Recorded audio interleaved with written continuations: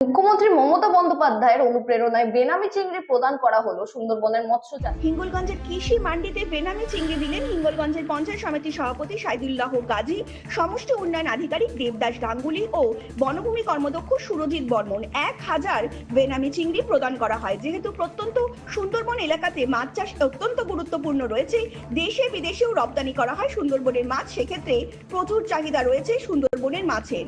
চিংড়ি মাছ বৈদেশিক মুদ্রা রপ্তানি ও আমদানিতে সাফল্য অর্জন করেছে।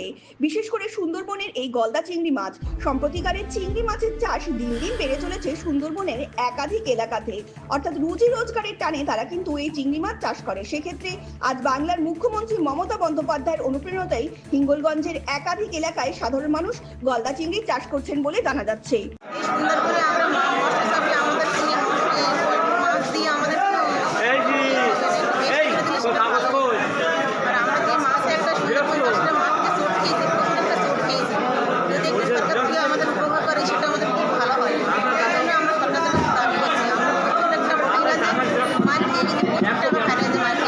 কি নাম তোমার?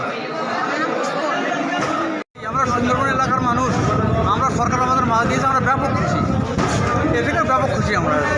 কোথায় বাড়ি আপনার? আমার 4 নম্বর সান্ডেল বিল বাড়ি। কি নাম তোমার? নূর মোহাম্মদ গাজী। কতটা মাছ দিল আপনাদের? আমাকে 2 বল দিল। কি নাম? নূর মোহাম্মদ গাজী। মাননীয় মমতা বন্দ্যোপাধ্যায়ের অনুপ্রেরণায় পশ্চিমবঙ্গ সরকারের উদ্যোগে আমাদের সুন্দরবনের একটি প্রত্যন্ত এলাকা, সেখানে 1200 জন মৎস্যজীবীকে আজকে চিংড়ির ডিম দেওয়া হচ্ছে। ওরা বলা বিশেষভাবে ওরা পঞ্চায়েত, বলুন, ওরা পঞ্চায়েতে দেওয়া হলো?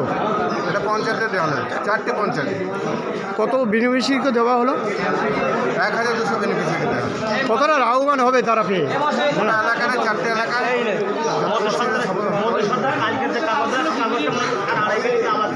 Bureau report, রাতদিন news net.